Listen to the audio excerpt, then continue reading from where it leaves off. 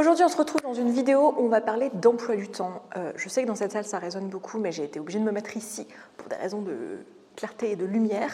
Donc j'espère qu'au montage, ça ira quand même. C'est une question que j'ai constamment, à savoir comment on fait pour faire un emploi du temps. J'ai déjà parlé d'organisation, d'emploi du temps, de comment gérer son temps, etc.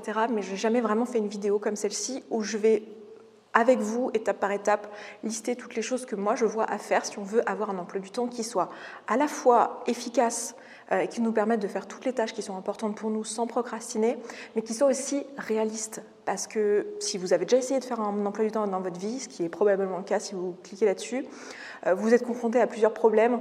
Le problème étant que on a tous des imprévus dans nos journées et du coup comment on fait, comment on gère ces imprévus.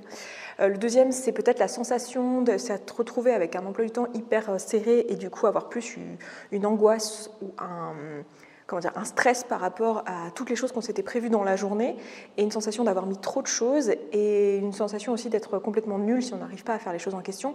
Et la dernière chose, c'était que peut-être vous ne saviez pas estimer votre temps et que vous vous êtes rendu compte que chaque fois que vous avez essayé de créer un emploi du temps, ça s'est soldé par un échec parce que en fait, aucune tâche ne prenait le temps prévu et du coup, vous avez laissé tomber et arrêté de faire ça et en vous disant je vais tout faire à la spontanéité. Et si on fait le décompte en fait, à la fin de la journée et à la fin de la semaine, je vous avais proposé d'ailleurs cet exercice dans une vidéo où je vous parlais du temps, je vous la remettrai ici. Quand on fait l'exercice de vraiment regarder à quoi on passe chacune des heures de notre journée, on peut se rendre compte que ce n'est pas satisfaisant, en tout cas à nos yeux, par rapport à ce qu'on voudrait et ce qu'on aimerait vraiment faire. Donc le but ici dans cette vidéo, ça va être de vous proposer une méthode que moi j'applique pour moi, qui va vous permettre à la fois d'établir un emploi du temps qui vous permette de gagner en liberté, mais qui ne soit pas là pour vous contraindre et qui soit flexible et que vous allez pouvoir adapter à vous. La méthode que j'utilise, c'est la méthode du bloc, où en fait je bloque le calendrier. Voilà, je sais que c'est une méthode qui fait ultra peur. Moi, la première fois que j'ai vu ça, je me suis dit, maman, si jamais je fais ça, mais je vais être stressée et tout. Mais je vais vous montrer comment moi je l'applique et quelle méthode j'emploie, et vous allez voir qu'en fait, c'est tout l'inverse de ce que vous croyez. C'est pas du tout quelque chose qui vous enlève de la liberté, mais bien au contraire. Donc, c'est parti.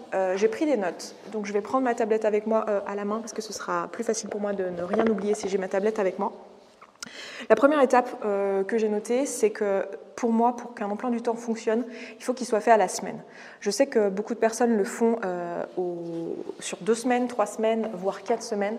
Je pense qu'on ne peut pas anticiper les tâches sur plus d'une semaine et les imprévus sur plus d'une semaine.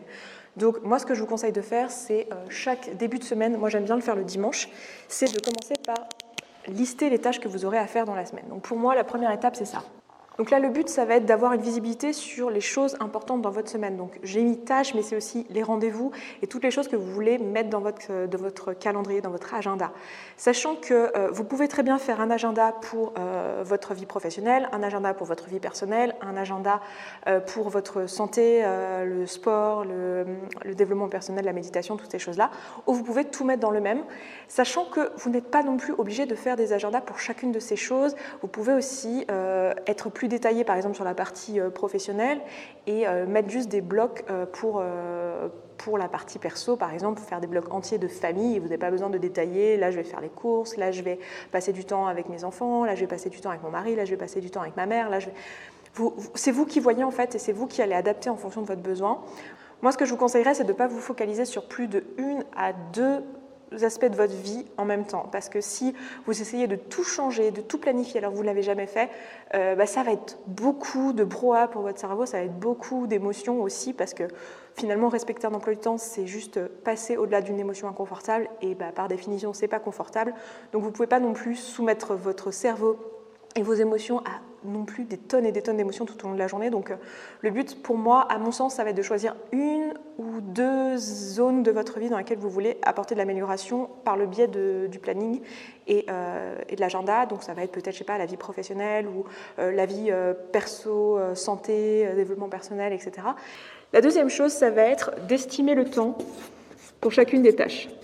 Donc ça va être pour vous d'estimer combien de temps il va vous falloir pour faire chacune des tâches, sachant que là, pas de panique, il est très probable que si vous n'avez jamais fait ça avant, si vous n'avez jamais fait cet exercice, vous allez sous-estimer le temps. Et c'est normal, c'est même un biais connu, c'est quelque chose qu'on fait tous et c'est pas vous qui avez un problème.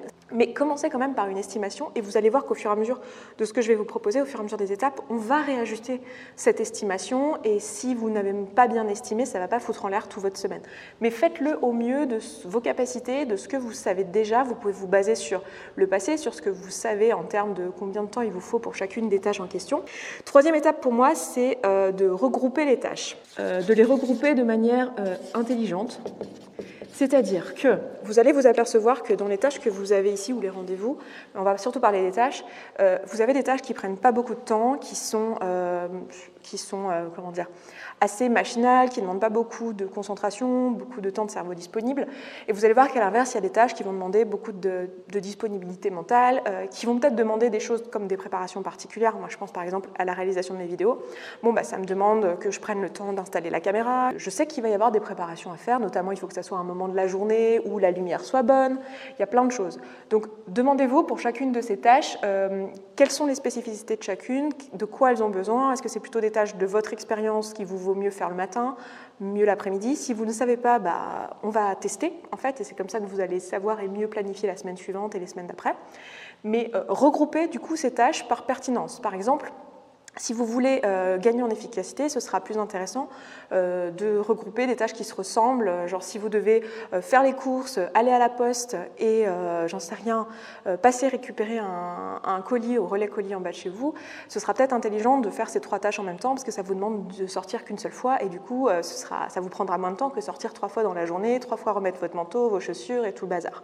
Ensuite, la 4e étape pour moi, c'est de ne pas oublier de prévoir des temps off. Des temps off et des imprévus. Donc avant de commencer à essayer de remplir un agenda avec une méthode de bloc, comme je vais vous montrer après, pensez à prévoir des moments off et des imprévus. Donc posez-vous la question pour chacune de ces tâches, qu'est-ce qui va me demander un temps de repos, un temps off, où je vais avoir besoin je vais avoir besoin de m'ennuyer. En fait, on a tous ce besoin-là en tant qu'être humain, c'est d'avoir des moments où en fait on n'est pas en train de travailler, on est en train de s'ennuyer, on a des moments de vide, ça peut être des moments de détente, mais ça peut aussi juste être des moments où il n'y a rien de prévu, où à ce moment-là on peut avoir un peu de place pour la spontanéité. Si vous faites un métier qui est créatif, c'est quelque chose que je vous recommande vivement d'avoir d'autant plus, même si je pense que c'est important pour tout le monde, c'est d'avoir des moments off. Aussi, posez-vous la question, une fois que vous avez regroupé ces tâches, demandez-vous, voilà, qu'est-ce qui va vraiment nécessiter un temps off après ? Par exemple, si vous êtes introverti et que vous avez un rendez-vous professionnel, un déjeuner professionnel, que vous allez passer 2 heures au restaurant avec du bruit, etc., ne vous prévoyez pas juste derrière une activité de concentration, parce que vous savez qu'en tant qu'introverti, vous aurez décharger les batteries pendant ce rendez-vous et vous aurez besoin de ce temps seul, au calme, pour recharger les batteries. Donc prévoyez-vous un temps off qui pourra être ce dont vous avez besoin à ce moment-là. Donc peut-être qu'à ce moment-là, ce sera de la lecture, peut-être qu'à ce moment-là, ce sera même peut-être une sieste, peut-être sortir, se balader, mais prévoyez-vous des temps et ne sous-estimez pas cette partie-là parce que si vous le faites, en fait, vous risquez de faire un burn-out tout simplement, de trop travailler, de trop vous mettre de pression et d'oublier que vous êtes juste un être humain et que vous avez besoin de ces temps-là. Et prévoyez aussi du temps dans votre emploi du temps pour les imprévus. C'est-à-dire que vous allez vous apercevoir qu'une fois qu'on aura planifié notre journée, il va y avoir, parce que vous êtes un être humain et que la vraie vie véritable c'est ça, il va y avoir des trucs imprévus. Je ne sais pas, un de vos enfants qui est malade et vous devez aller le chercher à l'école, ou tout simplement votre tâche du matin qui vous a pris en fait 4 heures au lieu d'en prendre 2, ou j'en sais rien, l'ordinateur qui a planté et du coup vous avez perdu votre matinée dessus. Enfin bref, des imprévus, il y en a tout le temps, donc prévoyez des temps un peu tampons comme ça avec des imprévus. Pendant longtemps, je mettais les temps off et les imprévus en même temps, c'était la même chose pour moi dans mon emploi du temps. Maintenant, je fais la distinction, ça je l'ai appris avec l'expérience, c'est pour ça que je vous le mets ici. Ne confondez pas les temps off et les imprévus. Le but du jeu, c'est pas que vos temps off deviennent les moments où vous allez gérer tous les imprévus de la semaine et vont vous servir de tampon. Les temps off, il vous faut des temps off et c'est hyper important, quel que soit votre métier, quelle que soit votre vie. Enfin, si vous êtes un être humain et si vous regardez ça et que vous êtes un être humain, donc les petits chiens, les petits chats, les petits lapins qui écoutent cette vidéo, n'écoutez pas ce conseil. Mais pour tous les autres, c'est important de vous prévoir des temps off, vous n'êtes pas surhumain ou surhumaine, donc prévoyez ça. Et je sais que c'est frustrant, je sais qu'on a envie d'être super efficace, mais le but du jeu, c'est pas de faire un emploi du temps qui soit irréalisable. Ensuite, la 5e étape, pour moi, ça va être de remplir son emploi du temps et de le mettre à l'épreuve. Donc, qu'est-ce que ça veut dire? Ça veut dire que vous allez prendre votre calendrier. Alors, moi, je vous recommande un calendrier électronique parce que je trouve ça beaucoup plus pratique, mais c'est ma préférence à moi. Et j'aime bien les calendriers électroniques parce qu'il y a un côté un peu flexible, c'est-à-dire qu'on peut plus facilement bouger les créneaux si jamais il y a un imprévu dans la journée. Du coup, il y a moins de culpabilité que si on a un joli bullet journal avec tout bien écrit, avec des jolis feutres et tout. C'est un peu plus compliqué dans la pratique. Et moi, j'ai besoin que ça soit pratique, en fait. Plus, bon, mon métier fait que j'ai besoin d'un calendrier électronique de toute façon parce que j'ai constamment des avions, j'ai des personnes qui prennent rendez-vous avec moi et ça se met directement dans mon calendrier, donc c'est plus pratique pour moi. Mais choisissez en tout cas un emploi du temps et mettez maintenant les tâches dans votre emploi du temps. Donc ça, c'est à vous de décider quand, quoi, combien de temps en fonction de ce que vous venez de faire ici. Et en gros, l'idée, ça va être juste de remplir ce fichu emploi du temps, de vous bloquer les temps, de prévoir du temps pour le sport, pour les temps off, etc., tout ce qu'on vient de dire, et de le mettre à l'épreuve. Juste d'aller utiliser cet emploi du temps et de commencer à le suivre. Et vous allez voir que dès que vous allez commencer à le suivre, il va y avoir des choses qui ne vont pas marcher, il y a des temps que vous avez prévus qui sont en fait trop courts, il y a plus imprévu que prévu, et finalement il y a des moments où vous avez besoin de temps off et vous ne l'aviez pas anticipé. Enfin, il va y avoir plein de choses qui ne vont pas marcher et c'est normal et c'est nécessaire en fait. Il faut en passer par là, il ne faut pas que cet emploi du temps il soit là pour vous contraindre davantage, il est là pour vous donner de la liberté. Donc l'étape suivante, ça va être d'ajuster au fur et à mesure de la semaine cet emploi du temps. C'est-à-dire que l'idée, c'est pas de se taper dessus si on s'aperçoit que le lundi, on n'a pas fait tout ce qui était prévu et de se dire « oulala, mais de toute façon, ça ne sert à rien, je savais que cet emploi du temps, ça ne marcherait pas parce que je ne suis pas organisée, parce que je ne suis pas ci » et en faire un truc identitaire qui est complètement faux. On oublie tout ça. Ce qu'on se dit, c'est qu'on réajuste au fur et à mesure de la semaine. C'est-à-dire que dès que vous voyez que votre emploi du temps n'a pas pu être respecté, parce qu'il y a eu des imprévus, parce que vous avez procrastiné, parce que vous n'êtes pas encore parfait, parce que vous êtes un humain et que vous avez eu des émotions dans votre journée et que vous n'aviez pas eu envie de faire la tâche.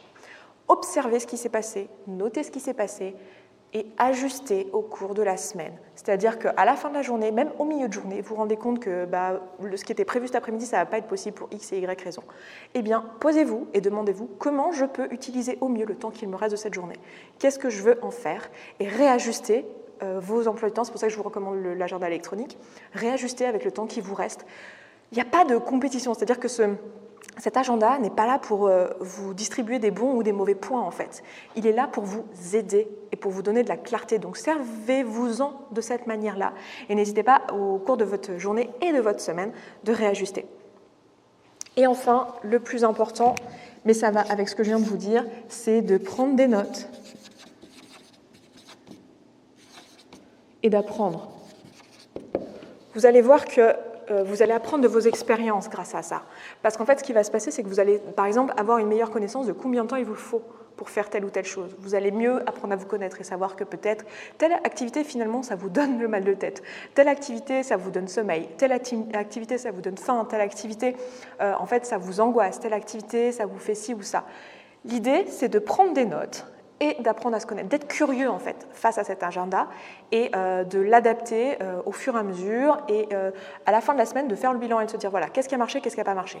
Par exemple, je vais vous donner quelques exemples, je vais vous mettre ici déjà mon agenda de la semaine actuelle pour vous montrer comment moi, quand je fais ce travail, voilà ce que ça donne. Juste pour l'exemple, l'idée c'est pas de reproduire, de dire que c'est exactement ce qu'il faut faire, c'est pas du tout ce que je suis en train de vous dire, je vous donne juste un exemple pour que vous ayez une idée de à quoi ressemble le calendrier quand on fait ce travail-là. Je vous l'insère ici. Et en fait, ce que vous allez voir, c'est que bon, moi j'utilise tout un tas de couleurs, j'ai des couleurs pour ce qui est ma création de contenu, j'ai des couleurs pour ce qui est mon coaching. Pour le coaching, j'ai des couleurs pour tout ce qui est mes routines et ce qui me concerne moi, j'ai une couleur pour les projets particuliers. Moi, ça me permet d'avoir un truc visuel, donc vous pouvez vous inspirer de ça.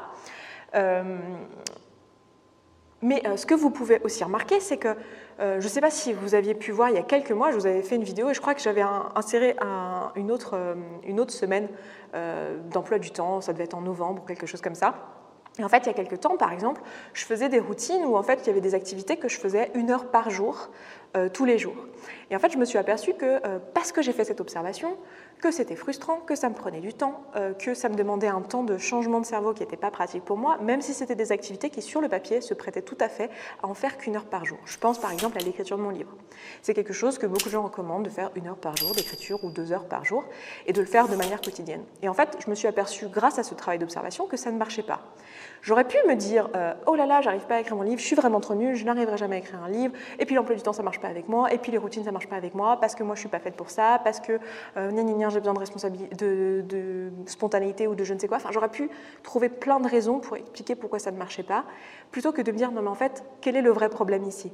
Et en fait le vrai problème c'est que pour pouvoir faire une tâche comme celle-ci, il me faut quasiment 1 heure de mise en concentration. Une fois que je suis dedans, je peux écrire pendant 3, 4, 5 heures sans m'arrêter. Du coup, qu'est-ce que j'ai fait ? Cette tâche, maintenant, elle est toute seule sur une journée. Elle est toute seule, alors elle n'est pas tout à fait toute seule, mais elle est en un seul bloc.